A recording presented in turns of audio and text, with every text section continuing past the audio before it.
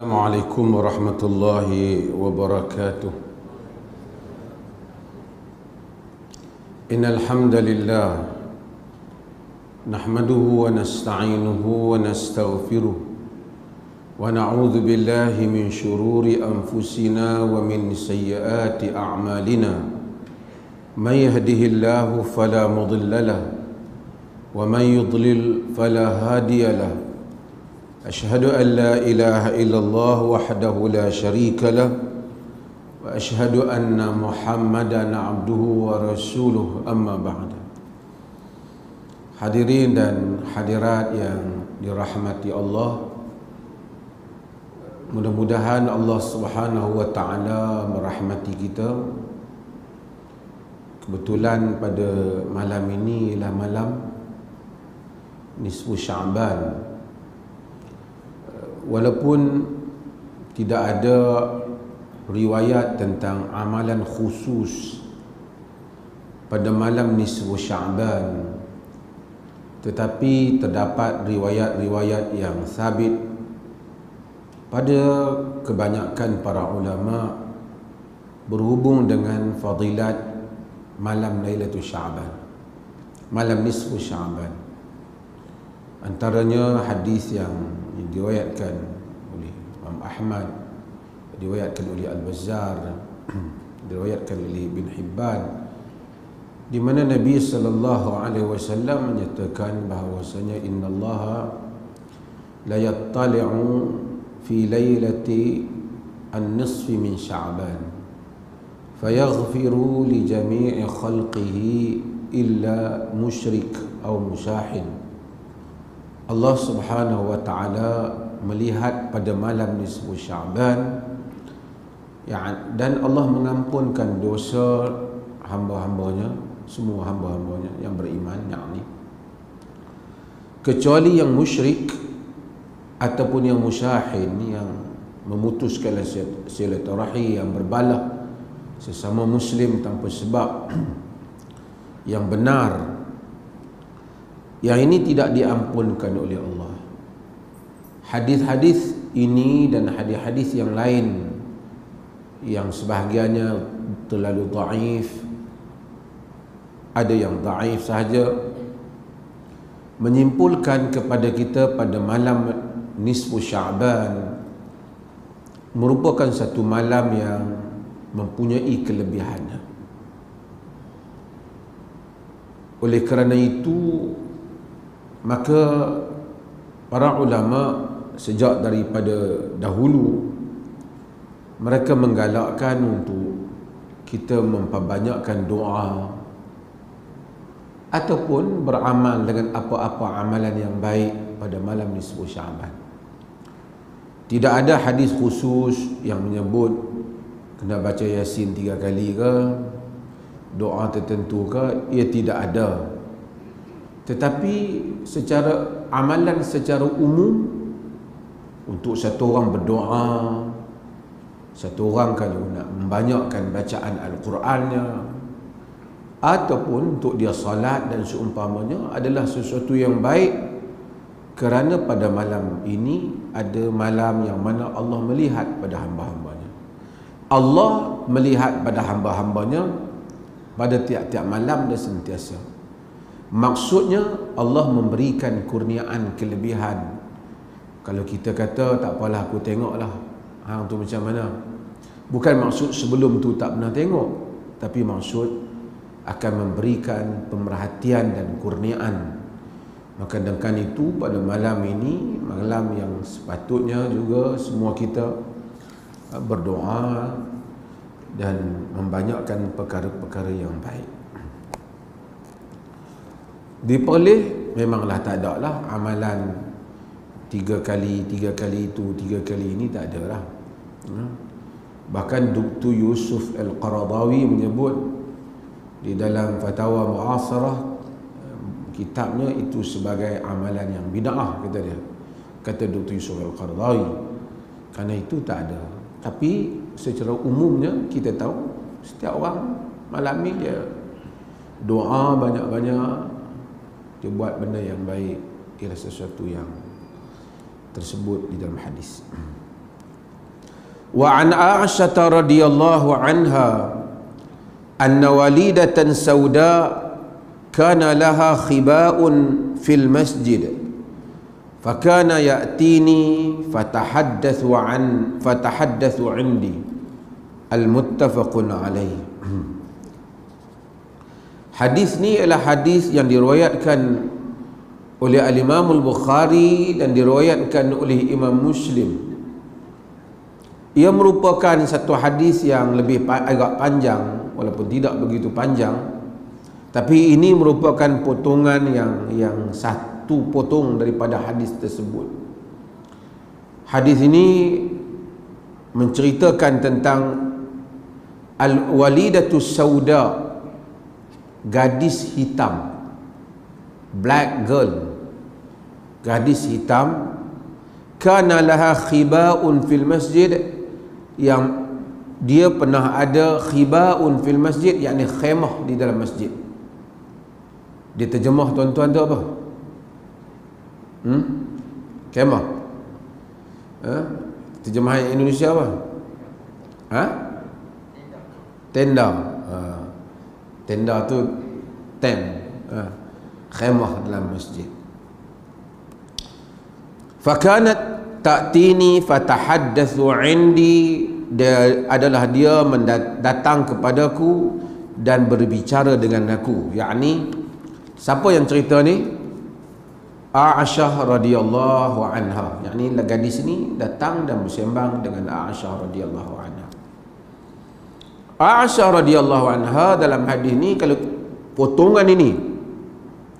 potongan riwayat ni tak ada perbuatan Nabi dan tak ada perkataan Nabi. Yang ada di dalam riwayat ini apa dia? Cerita tentang gadis hitam. Habis kenapa masukkan ni? Bagaimana ada kaitannya dengan Nabi? Kaitan dia dengan Nabi ialah kerana dia buat khemah dalam masjid Nabi. Dan Nabi SAW tidak melarang dia. Kata-kata kau keluarlah khemah ni. Jadi dari sudut itu, dalam hadis ini mengandungi makna iqrar ataupun pengakuan Nabi SAW terhadap tindakan yang dibuat oleh gadis ini. Aisyah, isteri Nabi, Aisyah tak kata lepas dia pasang ataupun dia buat, Nabi suruh dia buka. Sebab apa? Sebab nanti saya akan sebut. Kenapa penting hadis ini di sisi para ulama? Hadis ni, gadis ni asalnya dia, of course lah, kebanyakan pada zaman Nabi mereka semua berasal daripada bukan orang berasal agama Islam. Mereka menganut Islam. Tak ramai budak-budak yang lahir mak bapak Islam, tak ramai. Semua mereka masuk Islam. Cuma ada yang dia masuk, bapak dia pun masuk. Ada yang suami masuk, isteri pun masuk Islam. Ada yang suami saja, ada yang bapa saja, ada yang anak saja. Ini kita kena tahu keadaan pada zaman Nabi SAW. Sebab itu kalau zaman Nabi, kalau semua orang masuk Islam bin Abdullah, semua sahabat bin Abdullah. Tak tahu nak kira, semua pakai bin Abdullah belakang. Umar bin Khattab, Khattab tak masuk Islam, Umar bin Abdullah. Semua tak masuk Islam, Ikrimah bin Abi Jahal. Abu Jahal pak dia, Ikrimah anak dia masuk Islam. Nama dia Ikrimah bin Abi Jahal bin Amr bin Hisham. Tak kata Ikrimah bin Abdullah, sebab pak dia Abu Jahal. Abu Jahal teruk, takkan nak buat nama pak. Yang teruk pak dia, bukan dia. Tapi hakikat dia adalah anak kepada pak dia.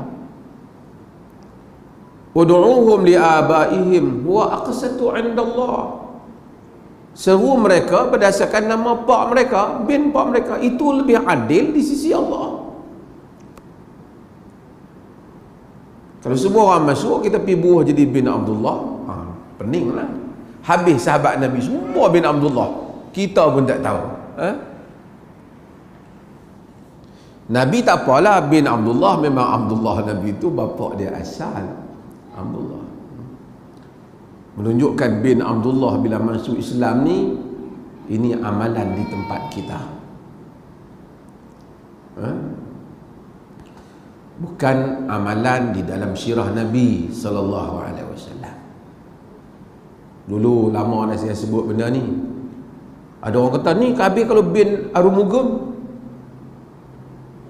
bin Ram, semua nama, iyalah bin, bukan nama dia, nama dia kita ubah pasal dia Muslim. Nama bapa dia nak ubah, bapa dia tak masuk Islam. Melainkan kalau bapa dia masuk Islam, bapa dia ubah nama dia, tak apalah, bapa dia tak ubah. Macam mana pun, walaupun kafir bapa dia, anti Islam pun, dia tetap bapa dia. Sebab itu yang selalu kita baca, Allah kata, wa in jahadaka ala an tusyrika bi ma laysa laka bihi ilm fala tuti'huma wa sahibhuma fid dunya ma'rufa. Kalau kedua ibu bapa kamu bersungguh-sungguh nak bagi kamu syirikkan aku dalam perkara yang kamu tidak ada pengetahuan mengenainya, jangan kamu taat pada mereka berdua. Wa sahibhuma fid dunya ma'rufa, dan berbuat baiklah, bersahabatlah dengan mereka di dalam urusan dunia, dalam perkara dunia dengan cara yang baik. Pak dia, ini kita nak kena ubah. Sebahagian daripada amalan itu tak tepat. Dulu bila saya cakap benda ni masa awal, dulu masa saya jadi mufti, first time, masa tu muda ya, 35, saya beritahu masuk Islam kekal nama bapa, nama sendiri tak berubah. Ada ibu daripada Sabah hantar kat saya email, dia kata saya ucap terima kasih sangat kerana saya ni kecil hati, anak saya kalau dia masuk Islam tak apalah, nama kami semua dia buang, sedangkan kami masih sayang kat dia.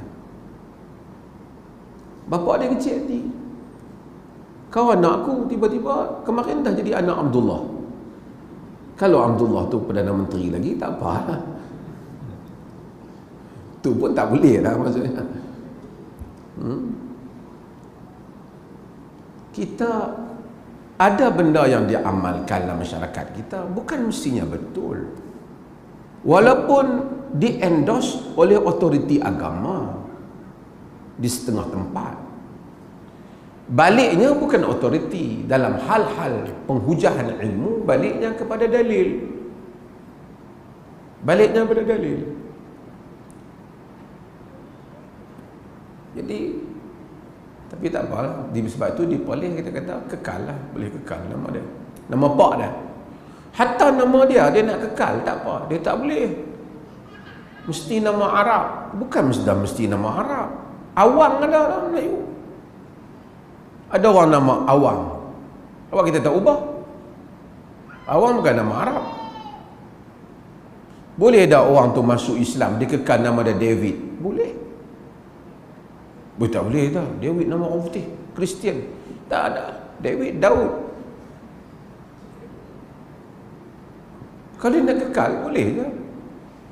Cuma barangkali dia tak mau dia terpisah dengan masyarakat Islam, dia pilihlah nama supaya dia known in Muslim society as a Muslim. Itu pun nak tengok lah.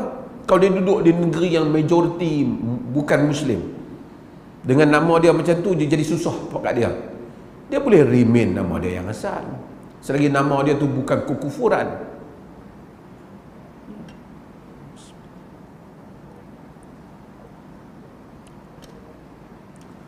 Wanita ini, gadis hitam ni, dia daripada bukan Islam. Kemudian dia buat khaimah di masjid Nabi tu. Setiap kali dia duduk, dia mari jumpa dengan Aisyah, dia baca rangkap puisi. Dia kata wa yaumal wishah min ta'ajibi rabbina ala innahu min daratil kufri anjani.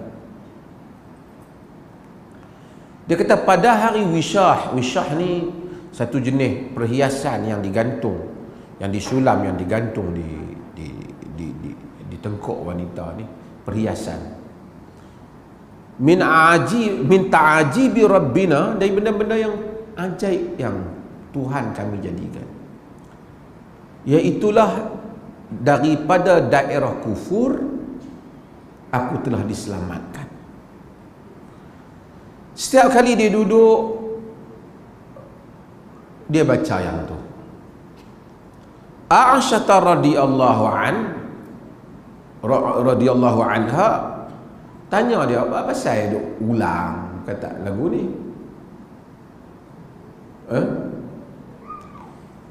Dia kata, dia cerita, dia dulu daripada masyarakat kafir, negeri kafir dia.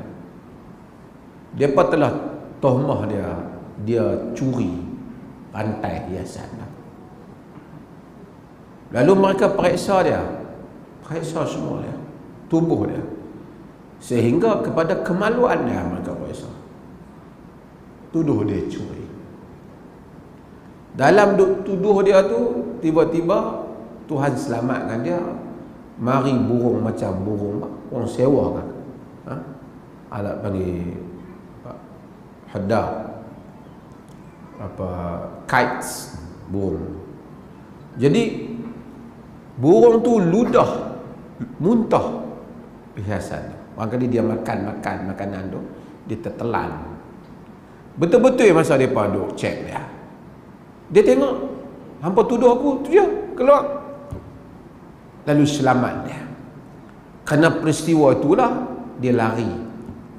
Dia pergi jumpa Nabi dan kemudian dia menganut Islam.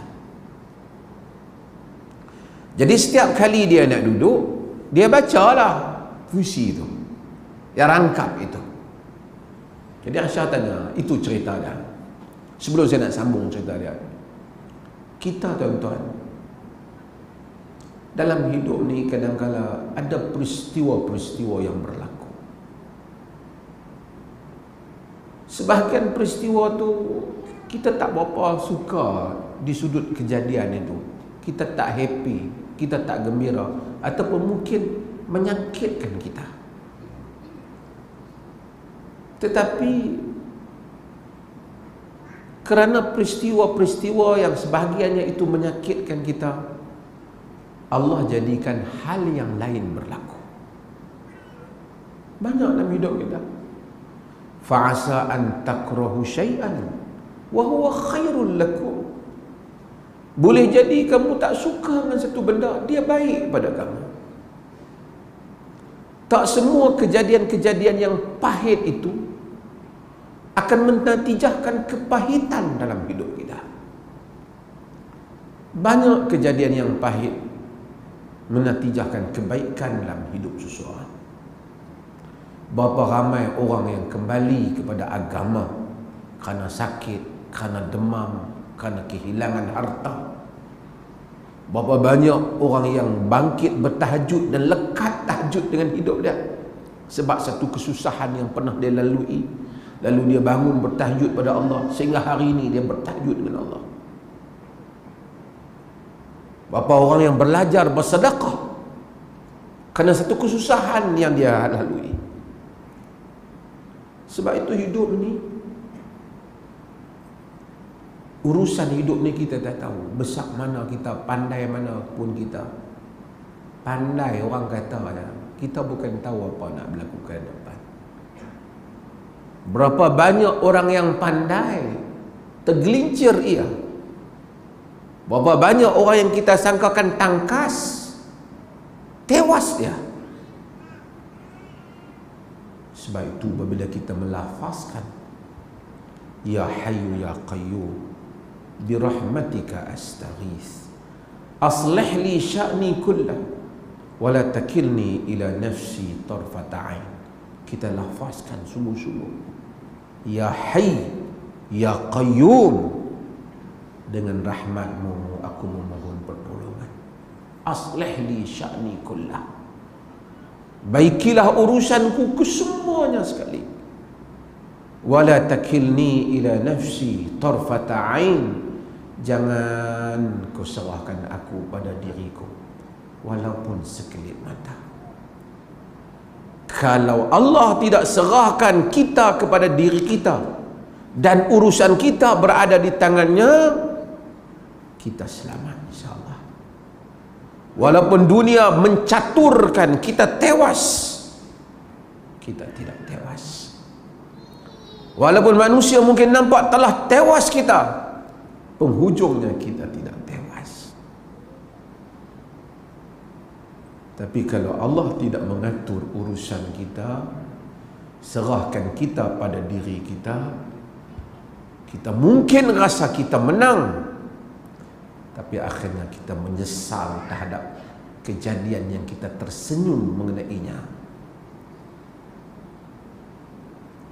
Kalau Allah aturkan kita, mungkin kita bersyukur dengan kejadian yang dahulu kita menangis kerananya.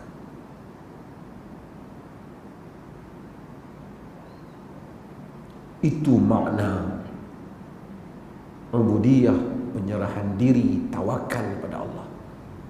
Tak perlu nak pergi hengguk-hengguk buat zikir ho-ha-ho-ha. Makna tauhid, makna tawakal, dia bukan dengan pakai serban pergi lompat-lompat. Dia berada dalam dada kita, yang tidaklah kita dapat mencapainya melainkan dengan melalui keinsafan, syukur, istighfar, tahajud, sujud.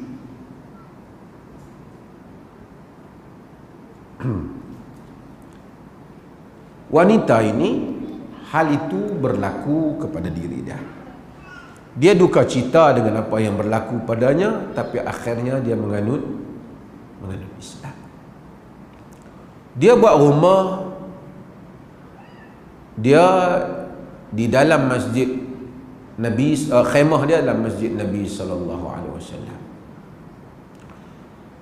Bila dia buat khemah dalam masjid, ada beberapa hukum yang dibincangkan oleh para ulama, yakni khususnya para fuqaha.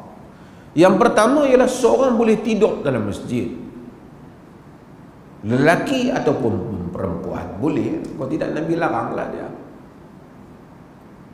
Tapi itu tengoklah pada pengurusan masjid lah. Zaman tu ahlu suffah, mereka yang duduk, Abu Hurairah, kawan-kawan dia, mereka bukan ada rumah, mereka duduk di tepi masjid Nabi tu. Nabi ada orang hantar makan, Nabi bagi kat mereka. Mereka full time student, main mengaji dengan Nabi. Nabi bercakap, Nabi apa, mereka dengar, mereka riwayat. Orang lain bagi mereka makan, beasiswa daripada orang lain. Mereka ni duduk di masjid Nabi, tidur di situ. Wanita ni pun tidur di situ. Oleh kerana hadis ni membabitkan seorang wanita, para ulama berbincang tentang wanita haid yang ada di dalam masjid.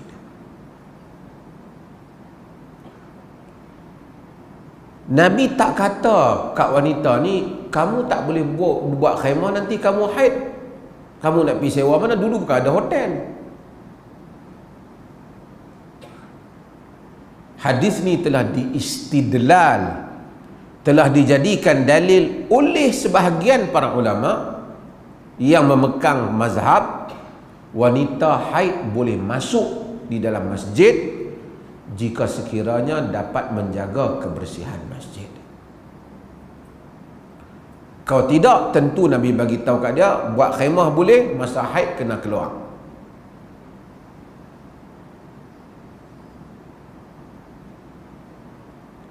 Ini menjadi pandangan sebahagian dari kalangan muhaqqiqin atas alasan hadis ni. Of course dalam mazhab Syafi'i dan selainnya mereka tidak membenarkan. Saya bagi tahu sebahagian tu artinya ada fuqaha lain yang tak membenarkan, ramai di kalangan fuqaha tidak membenarkan. Mereka yang membenarkan atas alasan apa? Alasan dia salah satunya di inilah saya nak bagi tahu.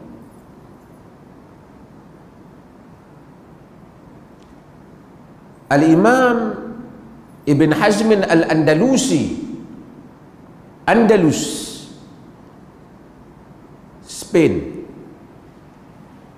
terkenal kitabnya Al-Muhalla. Andalus dulu melahirkan tokoh-tokoh yang hebat.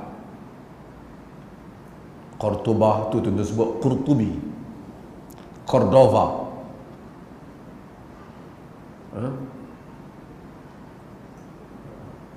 Al-Ashbili, Sevilla. Ramai tokoh-tokoh. Sekarang ni orang Islam tak tahu. Dia betul bola sepak Spain lawan, kalah dan menang. Itu empire Islam di situ. Al-Qadi Abu Bakar Ibn Al-Arabi, bukan Ibnu Arabi yang satu gitu. Ini Al-Qadi Abu Bakar Ibn Al-Arabi. Dia ada dua, satu Ibnu Arabi, Muhyiddin Ibnu Arabi yang sufi itu. Seorang ni Al-Qadi Abu Bakr Ibn Arabi, yakni faqih, mufassir, alim dalam mazhab Malik, anak murid kepada Al-Ghazali rahimahullah. Ini orang Andalus. Ibn Hazmin terkenal dengan mazhab Al-Zahiri, Ahli Zahir, dengan bukunya yang cemerlang Al-Muhalla.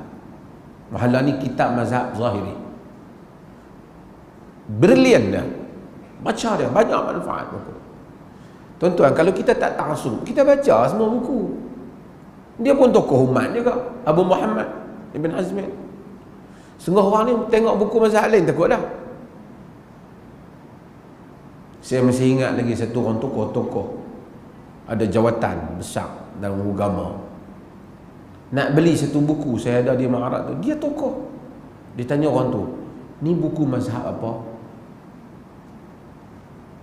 Orang tu kata, kenapa? Mazhab Syafi'i. Syafi'i boleh beli. Kalau hak takut tu kau adik-adik kita ni tak apa, tokoh, beli, bacalah. Bacalah mazhab Malik pun, bacalah mazhab Hanafi pun. Di Perlis kita tak anti mazhab, kita bagi tahu. Kita melihat semua mazhab. Kemudian kita mengambil manfaat daripadanya. Ada orang bincang dengan saya, dia kata apa sebab Perlis macam tu? Saya kata negeri awak pun macam tu dah. Cuma bab muamalat, bank-bank Islam yang perbankan Islam yang bodoh pakai tu bukan mazhab Syafi'i yang sebahagian besar daripada kaul dia. Cuma hampa semua tak tahulah, sebab hampa tahu luluh sudah pinjaman aku. Pandangan-pandangan yang digunakan dalam sektor-sektor perbankan sebagai jadi Ibn Taimiyah punya pandangan. Hampa tak kata aku hari ni Wahabi pasal pinjam duit bank.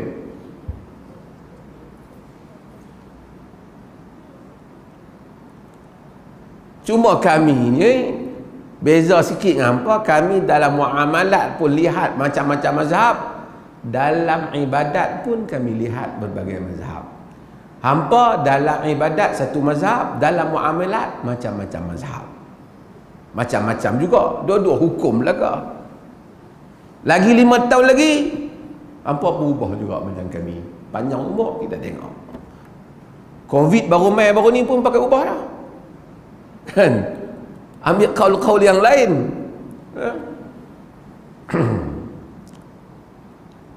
Ibn Hazm Al-Andalusi, dia menyatakan bahawasanya dia antara orang yang berpendapat wanita boleh haid, boleh masuk ke masjid. Antara alasan Ibn Hazmin ialah, di samping hadis ni, alasan Ibn Hazmin dia kata Nabi SAW tak bagi wanita haid tawaf. Wa alla tatufil bait, jangan kamu tawaf Kaabah. Kalau sekiranya wanita haid tak boleh masuk masjid, Nabi tahabbak tak boleh tawaf, Nabi habak tak boleh masuk masjid pasal Kaabah duduk dalam Masjidil Haram. Tapi dia tahabbak tentang masuk masjid tu, terus dia habak tak boleh tawaf. Kata Ibn Hazmin, patutnya kalau tak boleh masuk, tu usah kata tawaf, nak tawaf macam mana, masuk pun tak boleh. Tapi dia terus habaq jangan tawaf. Artinya dia tak sebut jangan masuk. Kalau memang tak boleh masuk, hang tak boleh tawaf sebab hang tak boleh masuk. Tuan-tuan faham maksud saya? Faham tentang mazhab Zahiri.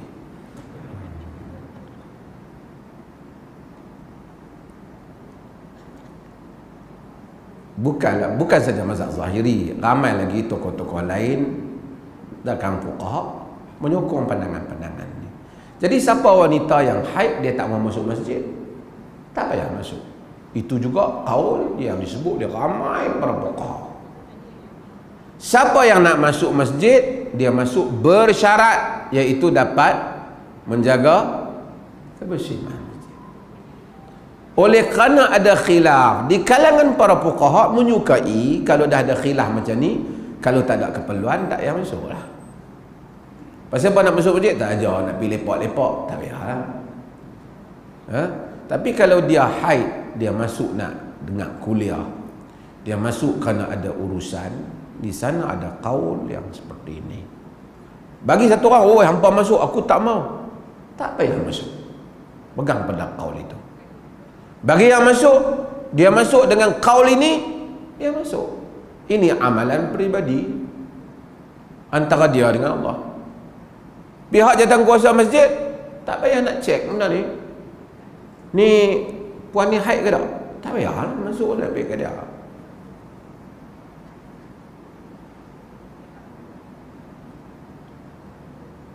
Benda-benda sifat amalan peribadi ni kita tak pergi masuk campur banyak. Bukan dah kerja. Sebab tu saya kata diperlih ni. Siapa nak tawaf, siapa nak kunut, dia kunut lah. Kalau dia percaya subuh dah kunut, dia lepas semayang, dia semayang subuh dalam masjid, dia kunut lah. Tapi bila dia ikut imam, imam tidak kunut. Innama ju'ilal imam liyu'tamma bih. Dijadikan imam untuk diikuti, ikut imam. Tok imam tak kunut, pentadbiran. Kerana kaul itu yang dipilih di dalam fatwa negeri Perlis sejak dahulu. Bukan sejak zaman kita ni. Sejak berapa mufti dah itu fatwa. Jadi tok imam tak kunut lah. Dia kata Perlis tak kunut, dia kata sesat. Pandai hang tambah. Tapi itu Perlis kunut daripada kesat. Orang yang kunut, orang yang tak kunut macam mana? Di negeri-negeri yang larang, di negeri-negeri yang wajibkan imam kunut. Had negeri had tu imam dia kalau tak kunut, dia nanti kena apa? Dia nanti kena tindakan. Dia pun tak kata wajib. Katanya dia pun kata seperti menaqau dalam mazhab Syafi'i. Okey. Wa an Anas radhiyallahu an qala Rasulullah sallallahu alaihi wasallam al-busaqu fil masjidi khati'atun wa kafaratuha dafnuha.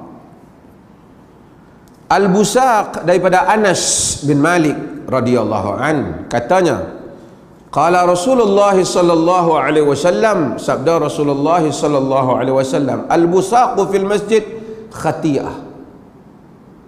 Spitting, apa? Ludah di dalam masjid adalah is a sin, adalah satu dosa. Kafaratuha dafnuha. Nak padam dosa tu macam mana? Kambuih dia, cuci dia lah. Pasal apa Nabi sebut dafnuha? Ni hadis ni riwayat Bukhari dan Muslim. Sebab zaman dulu tak ada kapet, lantai dah apa? Pasir. Kalau ludah, dosa dalam masjid. Cara dia korek besar, kamu boleh balik. Tapi kalau ludah tak kapet,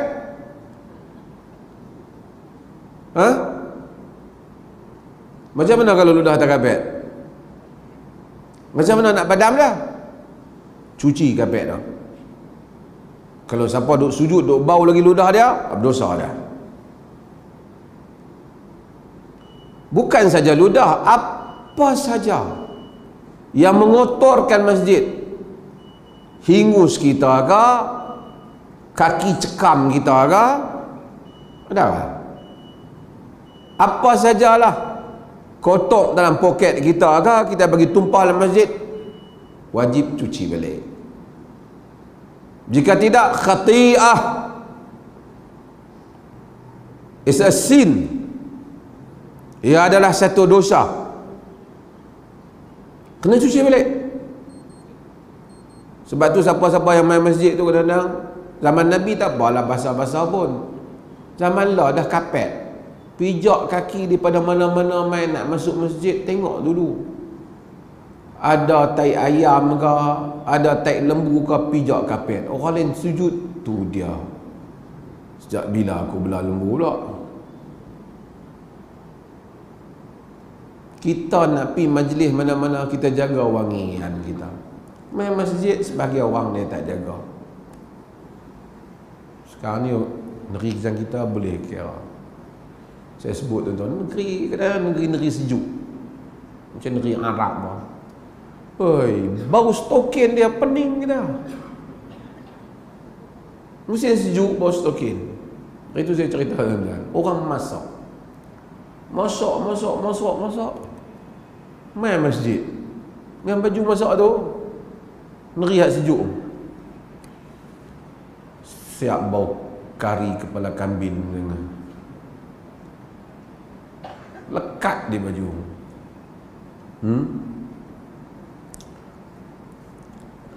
Ni masuk bab apa tuan-tuan? Masuk bab ta'zim hurumatillah. Quran kata apa? Wa man yu'azzim hurumatillahi fahuwa khairul lahu 'inda rabbih. Sesiapa yu'azzim hurumatillah fahuwa khairul lahu 'inda rabbih. Sesiapa yang membesarkan penghormatan tempat-tempat mulia, yang tempat-tempat mulia Allah, macam masjid ni, fahuwa khairun 'inda rabbih, fahuwa khairul lahu 'inda rabbih, itu lebih baik untuknya di sisi Tuhannya.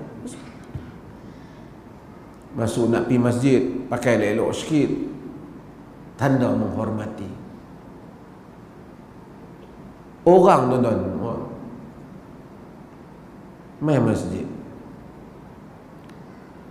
kadang-kadang saya sebutlah, orang nak setuju tak setuju kena sebut. Orang di airport, orang tak isap rokok. Di bangunan kerajaan, orang tak isap rokok. Main masjid, isap rokok. Setengah orang dia kata, Allah, kita isap pun tak jadi apa pun. Orang tua-tua kata, hari mai ke depan, dia tak main ke belakang. Hari ni dia cakap pandai, dia belum tahu besok apa yang Allah buat dengan kerengkung dia dan jantung dia. Panjang umur kita tengok orang-orang jenis ni. Masa duduk hisap dengan kawan-kawan dia tu, sakanlah bersembang, kan? Dia pun marah kita hisap juga. Tapi dia tak tahu apa yang akan Allah lakukan kepada dia nanti. Tidak hari ini, besok, tidak besok lusa, tidak lusa ada lagi hari, tak pun pada hari dia berdiri di hadapan Tuhan. Tidak menghormati hurumatillah, tempat-tempat yang Allah muliakan.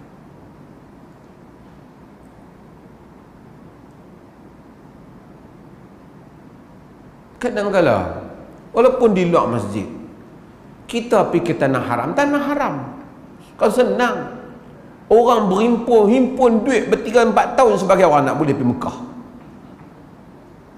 Kita tengok turun daripada hotel balik pada masjid, isap rokok begitu.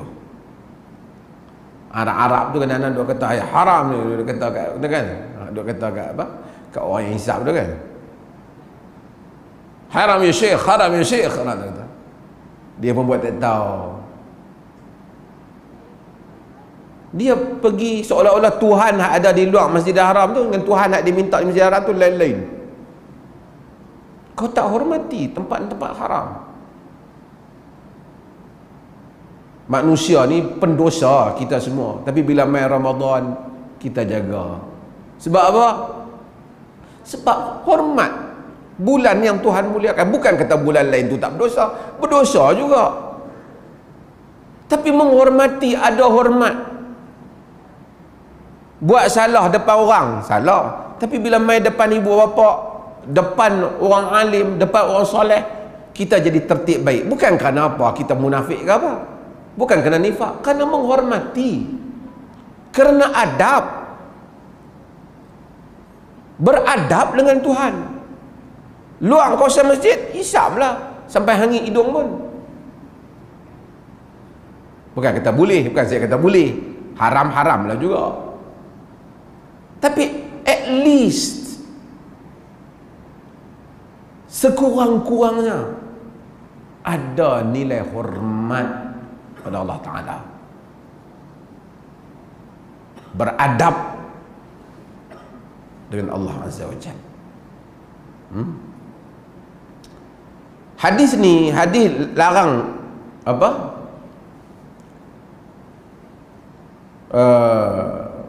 Ludah dalam masjid ni timbul perbincangan sebab dalam hadis lain Nabi kata tentang orang sembahyang, Nabi fal yabsuq an yasarihi aw tahta qadamihi al-yusra. Hendaklah dia kalau dalam sembahyang dia nak ludah, ludah hari tu kita baca ludah belah mana? Ludah belah kiri. Ludah Nabi kata di belah kiri atau di bawah kakinya yang kiri. Kata boleh pula.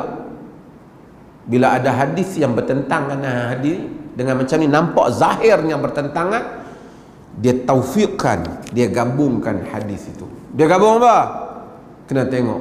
Tak mungkin Nabi cakap benda yang bertentangan. Kita yang faham bertentangan, Nabi tak mungkin cakap yang bertentangan. Yang ni dia panggil muskilul hadis.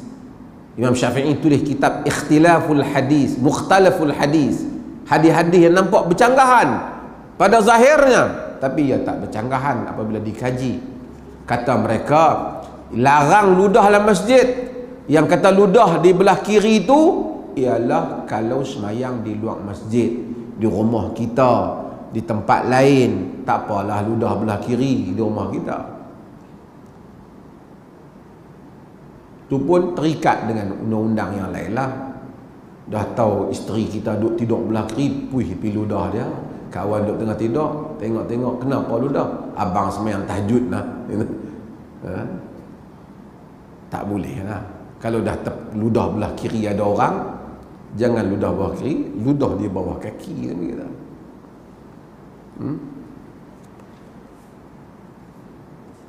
Wallahu a'lam. Ni adakah menceraikan isteri nusyus itu satu kebaikan? Seorang suami mencerai isteri yang nusyus ni ada beberapa keadaan. Jika sekiranya tak boleh dibaiki, dia cerai, tapi itu pun melalui proses ataupun melalui steps, langkah-langkah yang Allah nasihatkan. Walaupun kalau dia cerai terus pun sah, tapi Quran mengajar berapa langkah. Wallati takhafuna nusyuzahun fa'idhuhunna wahjuruhunna fil madaji' wadribuhun fa in ata'nakum fala tabtaghu 'alayhinna sabila.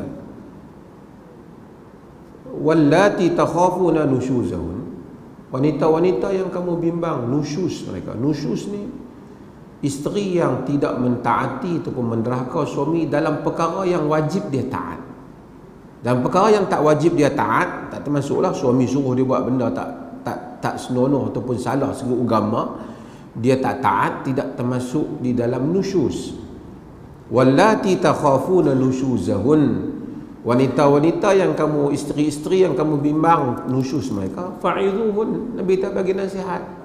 Nabi Allah sebut dalam Quran bagi nasihat, ni ayat Quran. Wahjurun fil madaji', tinggalkan tempat tidur mereka. Mula bagi nasihat, kalau nasihat dah cukuplah. Yang perempuan nasihat-nasihat sikit dia bagi. Kalau bagi nasihat dia tak makan. Dia tak Allah nak bagi nasihat hang lagi teruk dah aku. Misalnya kan. Tu demam ada orang perempuan dia macam tu. Itu sebenarnya dia macam ni lah. Nak nikah ni dia banyaklah step. Kita menikah hak padan dengan kita tu sekufu tu. Bukan kata tak sah nikah yang lain. Lepas tu kita ada meminang, tengok. Allah bagi ketua keluarga tu, dialah yang cari rezeki, nafkah. Sebab tu kata Quran kata ar-rijalu qawwamuna 'alan nisa bima faddalallahu ba'dhum 'ala ba'd wa bima anfaqu min amwalihim. Ar-rijal, lelaki, qawwam. Qawwam ni qama yaqu, qawwam, qawwama. yakni dia mengurus, mentadbir, mengatur urusan wanita di atas kelebihan yang Allah jadikan pada lelaki tu. Lelaki dia lebih, tentu dia atur. Tengok tubuh dia, dia lebih kuat, dia lebih berani, dia tak takut. Tu macam saya kata, kalau lelaki pun takut, dia tengok ular naik atas belakang bini dia, tak boleh lah. Tengah malam benda bunyi, dia yang takut. Dia berkejut bini dia, abang takut lah. Patutnya bini dia duduk belakang dia. Dengar bunyi, ada hantu. Laki lagi takut pada bini lagi. Bini dia pergi ke depan, saya nak tengok. Tak ada lah, abang boleh tidur. Teruk punya suami macam tu. Boleh pencen letak jawatan. Tu bima faddalallahu ba'dhum ala ba'd. Allah lebihkan lagi. Wa bima anfaqu min amwalihim, di atas apa yang Allah, di atas harta yang mereka belanjakan. Kalau dihidup makan duit isteri, masa bila isteri nak hormat dia? Dia yang patut bagi kat isteri, dia tak bagi. Dia duk pi mana apa, duk pi bawa jebak tahan burung apa. Lagi marahlah orang tahan burung ni. Dapat duit ke tahan burung? Ha? Sabang saya tengok orang yang tahan burung ni. Tahan burung, kita lalu duduk senyap. Buat apa bang? Tak ada apa tu. Jaga kawasan ni, tanam pokok lah. Tak dah tu. Buat apa? Tak ada apa tu. Siapa duduk tang ni? Tahan burung.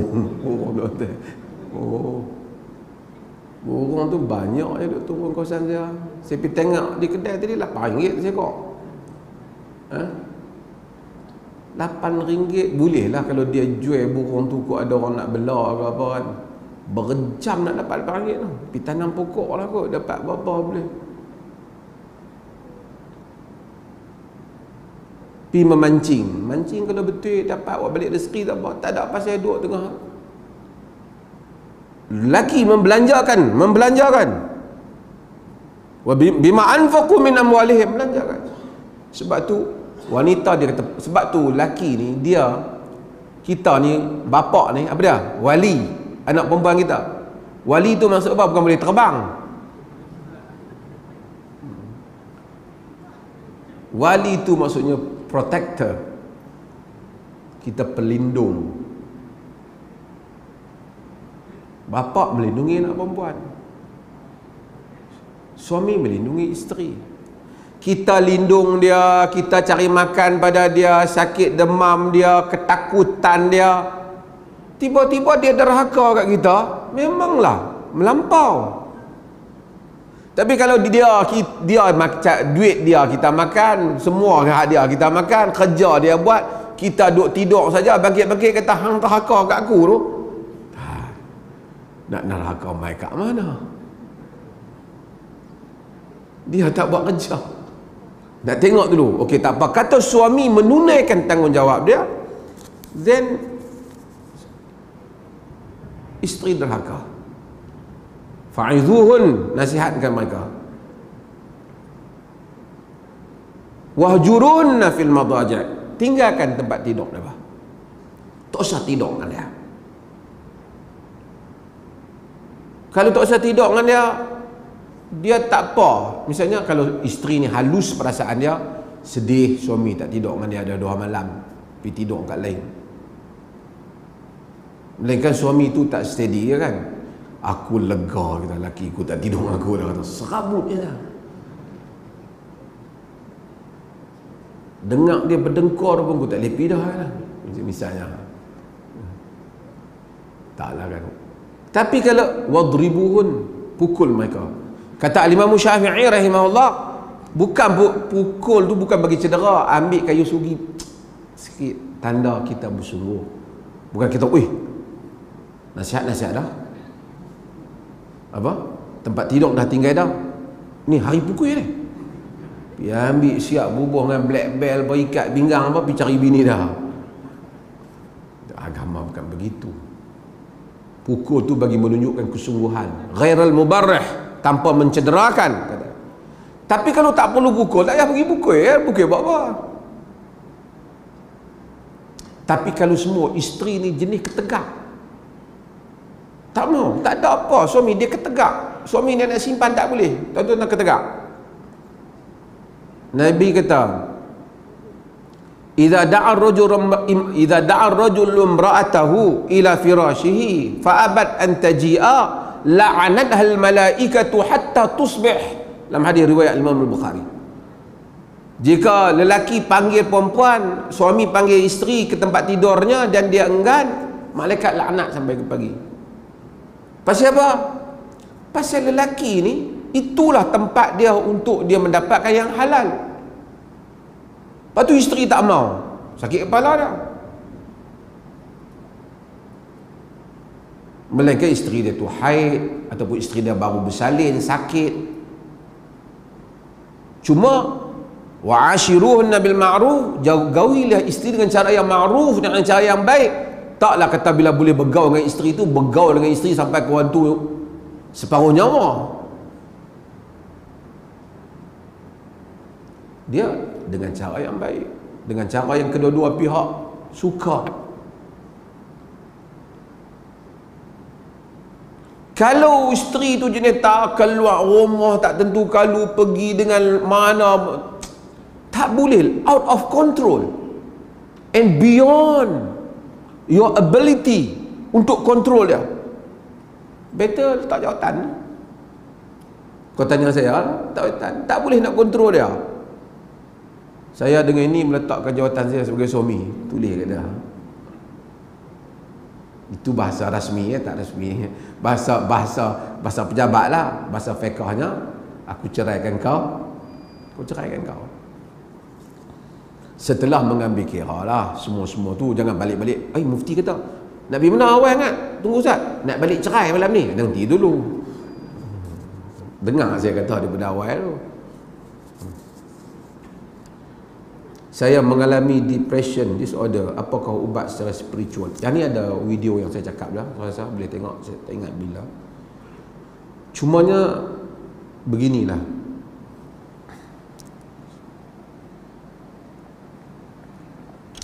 orang depres ni cakap kita senang lah, tapi orang yang lalui bukan mudah, dia serabut. Saya selalu sebut tentang kadar bebanan itu dengan kadar kita melihat bebanan. Kadang-kadang bebanan tu kecil, tapi kita pergi nampak besar, dia jadi besar. Di mana diri yang kita letak? Kucing kecil pada kita, besar pada tikus. Pasal dia tikus.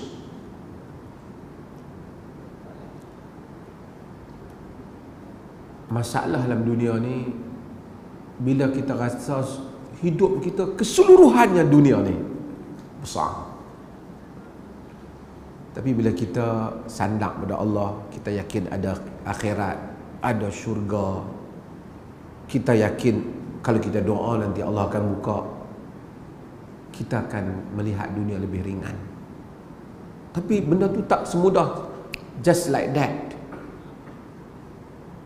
Memerlukan ditanam, kemudian perlu, sebab tu datangnya istighfar. Allah tambah kuatan ila quwwatikum. Tuhan tambah kekuatan di atas kekuatan kamu bila istighfar. Astaghfirullah. La haula wala quwata illa billah. La haula wala quwata illa billah. Lazimi. Kadang kita cerita orang mungkin lazimi dia, bukan baca dengan tak faham, tapi lazimi dia dengan menghayati maknanya. Dengar video hak satu gitulah. Ada orang pelih pergi jadi ustaz di negeri entah berantah. Katanya sambut maulid serupa buat perkampungan sunnah. So apa komen mufti? Dia semua benda kena ta'rif. Diperlih musim maulid, kita ada tak buat program? Ada. Zikrul Rasul, kita cerita tentang Rasul, kelahiran dia, perjuangan dia. Kalau sambutan tu masuk satu hari yang kita ada puasa, bacaan tertentu apa, tak ada lah di negeri kita, Nabi tak buat. Tapi kalau mari musim maulid yang dikatakan bulan Rabiul Awal, 12 Rabiul Awal, pada sebahagian para ulama, hari kelahiran Nabi ni khilaf. 12 itu bukan pendapat yang paling kuat, tapi ulama-ulama dah sebut apa tarikh, boleh lihat. Cumanya kita cerita tentang maulid, kita cerita tentang Nabi, kelahiran Nabi dan seumpamanya, ini adi, satu benda yang biasa. Kita lalu ke Masjid Alwi, ni Masjid Alwi. Kita lalu musim Rabiul Awal, kita kata pada bulan ni dikatakan Nabi lahir, kemudian kita cerita sirah Nabi. Adi, biasa. Perlih ada yang tu. Yang tak ada upacara khas, majlis khas, perhimpunan khas, bacaan khas, itu tak ada. Ibadat khas tak ada.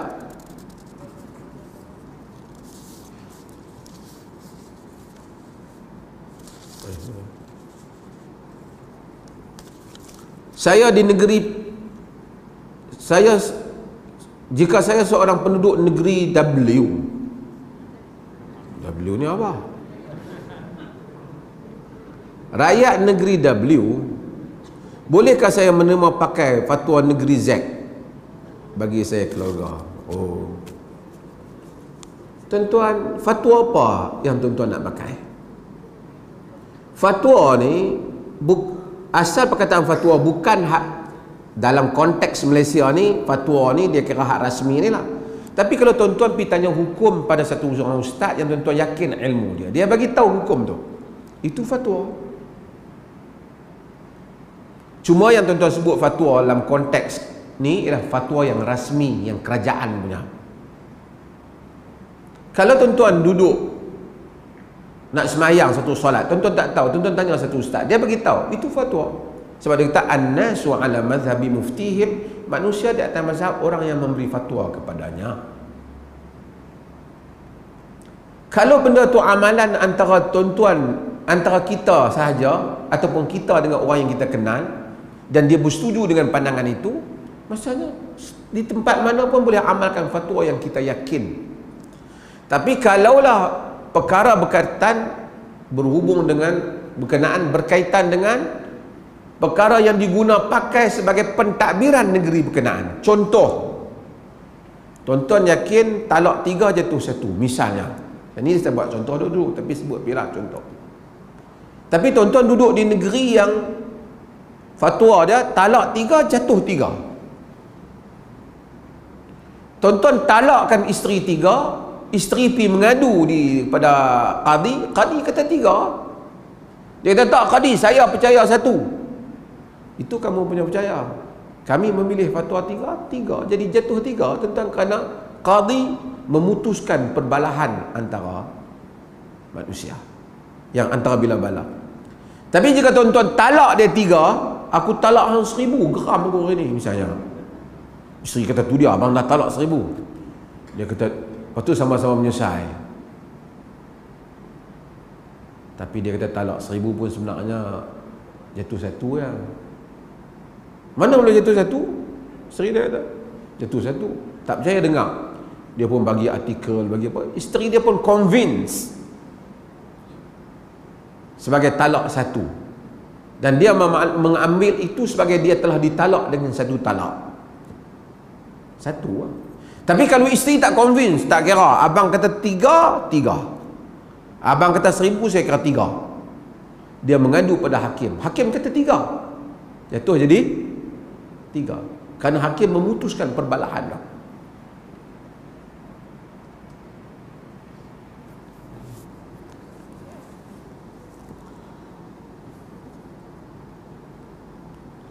Okey. Ada soalan orang duk tanya saya ni, saya nak jawab halah ni. Ramai sangat duk tanya. Heboh tentang sekarang ni macam-macam. Zikir lompat-lompat lah. Zikir sujud kat syekh lah. Zikir hu lah. Carilah buku-buku mana-mana. Benda-benda pelik-pelik ni akan ada buku yang kata ada. Hu memang ada kitab yang kata ada. Pasal apa? Allahu la ilaha illahu. Tuhan tidak ada ilah melainkan hu, dia. Jadi hu. Kalau macam tu, Nabi Yunus kata apa? Fanada fi zulumati alla ilaha illa anta. Maka dia pun menyeru di dalam kegelapan, tidak ada ilah melainkan anta, melainkan engkau. Esok main pula anta. Kau ni balas balik hu. Benda yang jelas ada. Allah sebutlah. Yang tu dia tak mau. Dia nak pergi cari hak pelik. Kemudian dia pergi carilah qaul ar-Razi lah apa semua. Yang konteks sebutan mereka itu boleh jadi dia kata huwa, api pi ambil jadi hu. Lepas tu lepas tu bunyi dalam je. Maqam sampai. Telah berzikir Nabi SAW. Ada orang yang lebih afdal zikir daripada zikir Nabi.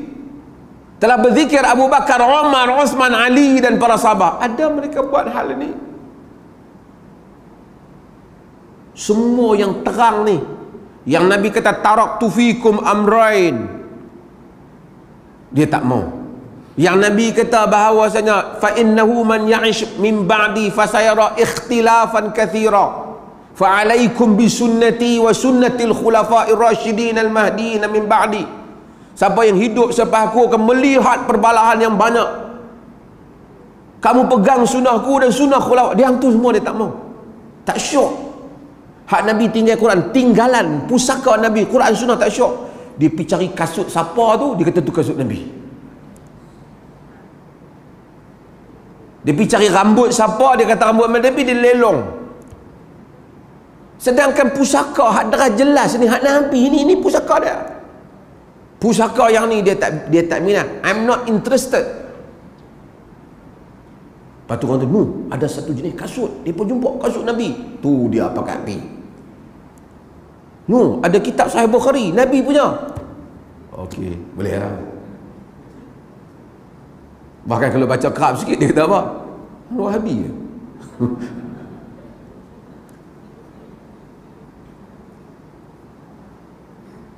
Itu satu hal. Ambil, saya supaya kata, ambil calculation, simple calculation. Kalaulah zikir ya Allah, ya Rahman, subhanallah, alhamdulillah, Allahu Akbar, ni semua fadilat dia disebutlah hadis sahih ni. Subhanallah al-azim, subhanallah bihamdihi, dia sebut. Khafifatan 'ala lisan, thaqilatan fil mizan, sebut Nabi sebut. Ringan pada lidah, berat pada timbangan. Tak menarik. Kalau sebut yang tu, confirm betul. Dia tak? Confirm betul Nabi.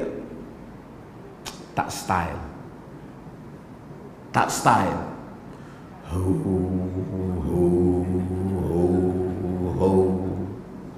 Style. Orang kata mana mai? Nak bagi kata boleh tu terpaksa cari kitab yang ni kadalah di sudut kau ni kata ambil yang tu. Yang hadis kata boleh terang tu, yang tu dia tak minat.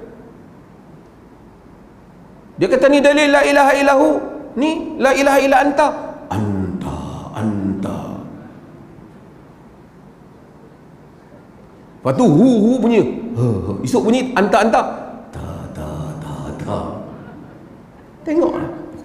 Bila dibenarkan macam-macam kamai. Di atas dalil ada kitab mana sebut. Kitab macam-macam. Banyak perkara yang ganjil tuan-tuan akan jumpa di dalam kitab. Tadi kita cerita bab wanita nusyus. Dalam Tabari ada bab tambat wanita yang nusyus. Tapi ulama tak keluarkan. Pasal itu kaul yang pelik. Kerana selain daripada Nabi tidak maksum. Because their words are not divine. Perkataan mereka bukan wahyu. Ditimbang setiap perkataan dengan kitab dan sunnah. Bila tak konsisten dulu, bukan nak mengumpat Jakim, saja nak mengusik dia. Dulu Jakim, lagi Jakim saya pergi mesyuarat, dia akan tanya kan, Datuk sebut apa tu? Tak apa, saya sebut apa sebelum dia tanya. Dulu Jakim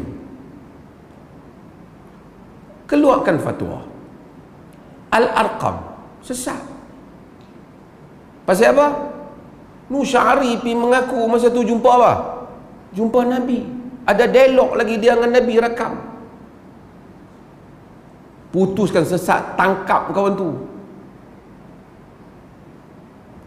Semua operasi dibuat, tangkap di Thailand dengan kesesatan ajaran dia.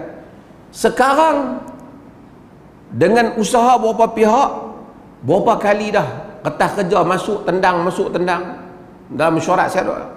Dua usaha juga ada orang masuk nak bagi kata boleh pula yaqazah ni.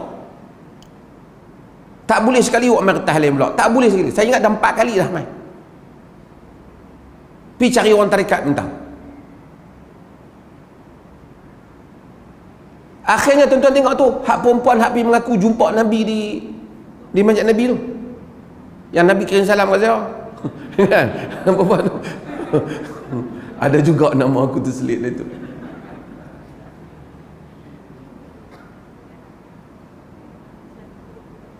Ni hak satu ustaz tu yang di Kelantan yang kata Nabi mai semayang apa? Di surau dia ke apa tu? Kalau you benarkan benda ni, semua orang akan buat macam-macam dakwan. Besok jangan pelik, akan ustaz kata madu hak saya ni malam tadi Nabi mai makan.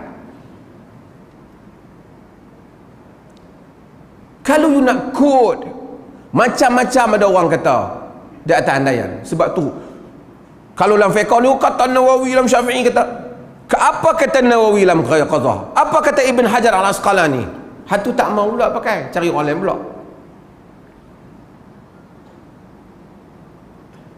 Baru ni ada bentang nak salahkan lepas tu tak apalah.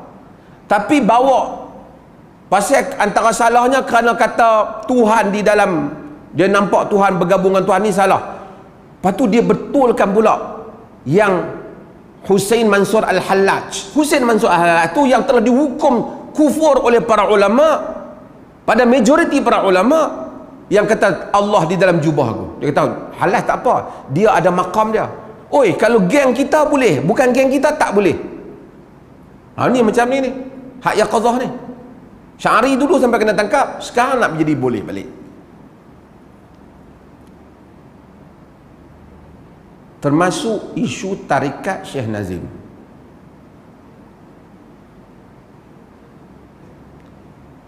Isu tarikat Syekh Nazim ni dah banyak kali mari dalam mesyuarat. Saya bukan bocor minat mesyuarat, saya cerita dalam mesyuarat. Banyak kali mesyuarat. Boleh kata semua mesyuarat sebelum ni mufti-mufti memang menolak. Walaupun ada 1-2 orang sokong, menolak. Kerana benda tu telah diputuskan sejak dulu dengan dalil dan hujah dan bukti. Sesat. Sehingga ada negeri yang wartakan pun, di Perlis kita tak wartakan pasal kita tengok tarikat tu pun tak ada. Negeri lain warta. Banyak negeri yang wartakan sesat. Negeri yang ada royal family terlibat dengan tarikat itu pun, kita tanya dia masa tu, dia punya pejabat mufti pun tidak endorse amalan itu.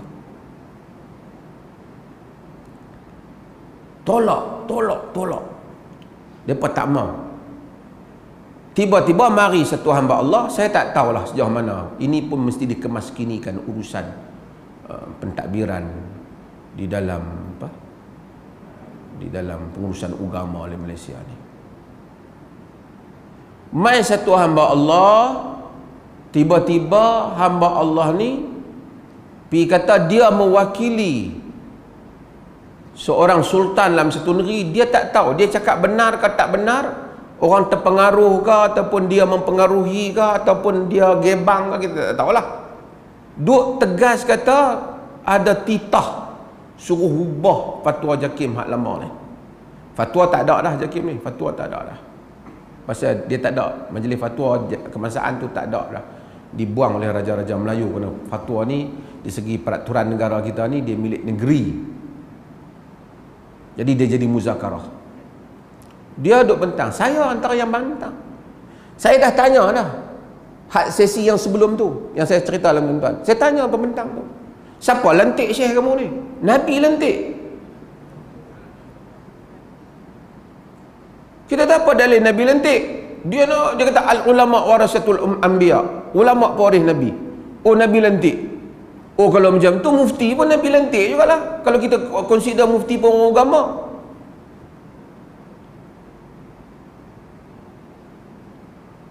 Dia ada benda lain. Dia nak kata depa ni Nabi sendiri main berjumpa lantik depa. Lepas tu dia ni mari bawa satu orang yang tarekat tu juga. Main bentang kata bahawasanya semua amalan hak kita kata sesat tu tak ada dah. Tak ada apa, tuan-tuan tengok tarekat ni dalam YouTube banyak orang sujud kat dia lah. You tak kira yang berdangsa sampai 1 pagi tu.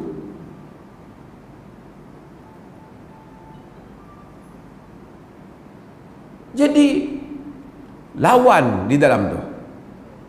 Faham tak? Jadi tak boleh buat. Yang jadi payah siapa? Dia duk kata tak boleh. Ini ada titah. Saya tak percaya titah tu sebab saya dengar sultan berkenaan dia cakap, bagi saya untuk husnuzan, dia bercakap balik dalam majlis, fatwa hendaklah bebas daripada cengkaman penguasa. Dia cakap. Tak tahu sama ada dia ni bercakap jujur ke apa.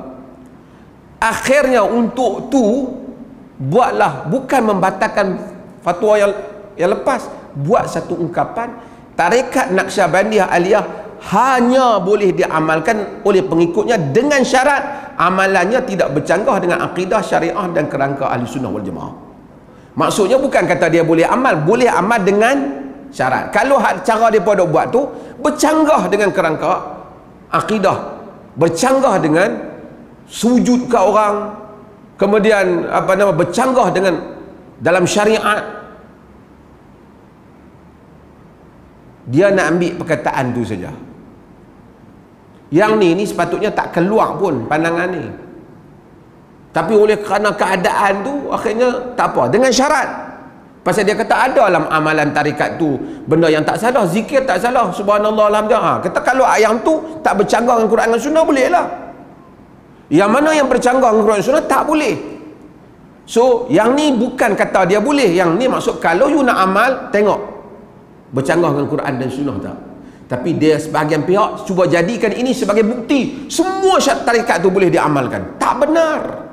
Kalau itu kita tak setuju maksudnya. Mungkin ada negeri yang mufti dia setuju kalau mufti dia tarikat, apa tu pula. Negeri yang mana ada keluarga diraja terlibat dengan tarikat ni pun, pejabat mufti dia pun tidak akan keluarkan endorsement terhadap tarikat ini.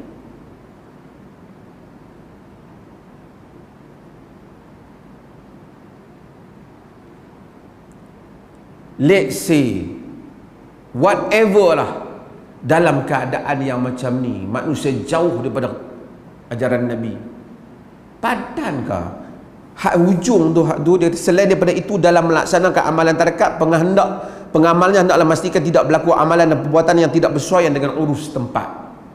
Ya, dia buat macam tu pula. Tak apalah, urus tempat. Sesuaikah you pergi melompat-lompat ni? Sesuaikah sujud kat orang ni? Kita berzikir mentakzimkan Allah. Lagi zikir, lagi ingat Allah. Allah yang maha besar. Ni zikir, sebelum nak zikir, bayangkan wajah syekh.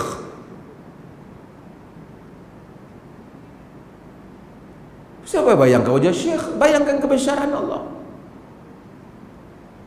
Said Ramadan Al-Buti rahimahullah, dia Asy'ari, dia pun tak suka dengan so-called Wahabi, tapi dia kata tak ada tarikat yang betul pun zaman ni, tak ada mursyid yang betul pun. Dulu mereka panggil Hamzah Yusuf Sufi dah. Tuan-tuan boleh dengar ceramah Hamzah Yusuf, dia dalam English banyak. Hamzah Yusuf ni masa muda dia memang dia Sufi, tapi lately ni dia buat kajian, dia baca buku tarikat dia tarikat dia duduk, dia pengajian dia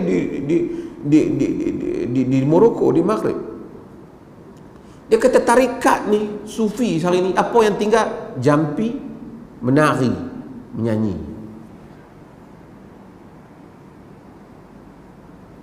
Dijampi orang, lepas tu dia menari, bangkit, lepas tu dia menyanyi. Kita ingat masuk dalam agama Islam, kuat agama ni nak membesarkan Allah. Bukan saya, tuan-tuan tengok sendirilah, tuan-tuan ada mata, tuan-tuan boleh tengok dalam YouTube semua. Mereka mentazimkan Allah ke membesarkan syekh? Habis berlumba-lumba membesarkan syekh. Bukan salah beradab, ta'addub, tapi bukan. Akhirnya keseluruhan fikir budak kecil-kecil ni pakai serban, pakai jubah, hanya nak berlumba-lumba nak cium tangan syekh, kaki syekh, nak belanja syekh, nak makan bekas syekh.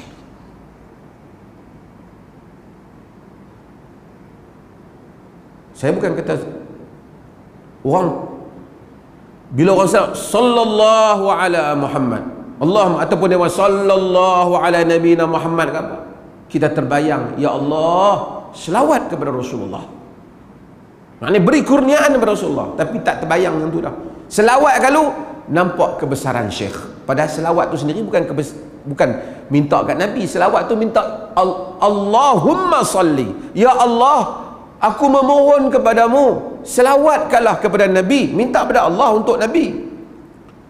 Jadi selawat dijadikan untuk apa? Syekh datang selawat, seolah-olah yang diselawat tu syekh tu. Dah tak nampak dah permohonan pada Allah Ta'ala. Walaupun mereka kata no, tuan-tuan tengoklah apa yang terselit dalam keadaan yang dilihat itu.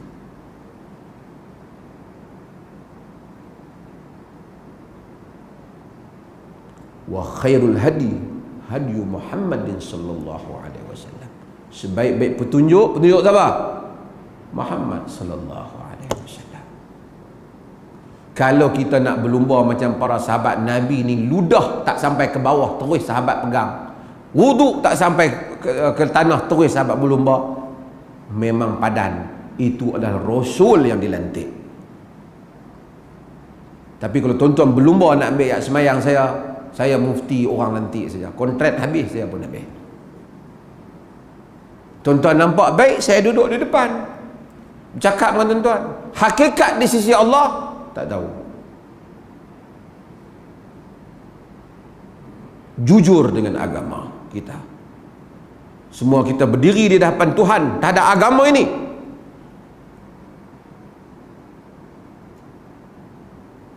Nak guna agama untuk angkat kita, banyak cara. Jalan pergi seluruh sikit, serban bagi labu sikit. Tengok muka tuan-tuan, nampak hati macam gelap. Eloklah saudara tambahkan. Pakatlah. Ada satu petua saya boleh bagi tahu. Tengah hujan, pergi duduk tengah-tengah. Bila ayat tu turun, titik yang ketiga,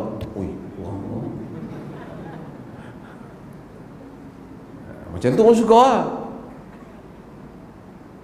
Tapi kita, Rasulullah hujan turun, kena baju hadis ahdi bi rabbi, ya baru turun di sisi Tuhan. Ini biasa. Ini biasa. Sebaik-baik petunjuk ialah petunjuk Nabi kita Muhammad sallallahu alaihi wasallam. Wa sallallahu ala nabiyina Muhammad. Alhamdulillah. Sebelum tu tuan-tuan, ada tawaran untuk tuan-tuan ni petua. Petua ni dapat banyak kelebihan. Masjid Alwi ada menganjurkan majlis buka puasa setiap tahun. Siapa yang ingin menyumbang untuk majlis buka puasa, RM500 satu hari. Harga majlis buka puasa tu mungkin lebih, mungkin 7-800, yang lain masjid top up. Siapa bagi RM500 kira consider satu hari untuk kita belanjakan. Siapa yang bagi orang buka puasa, mudah-mudahan Allah Ta'ala juga akan memberikan kepada kita kebaikan dan pahala seperti orang yang berpuasa. Adapun kutipan yang dibuat oleh setengah pihak yang WhatsApp kata kutip RM600 masukkan dalam akaun seseorang di masjid ni, itu kutipan yang tidak sah, bukan daripada jawatan kuasa. Itu ialah individu yang buat dan kita tak bertanggungjawab. Yang kita mari melalui jawatan kuasa, tidak masuk akaun peribadi, bagi RM500 ke apa, urusan dengan setiausaha masjid supaya, dan atau urusan dengan Pak Hasan bendahari ataupun setiausaha, supaya kita tak biarkan urusan buka puasa. Wassallallahu ala nabiyina Muhammad walhamdulillah.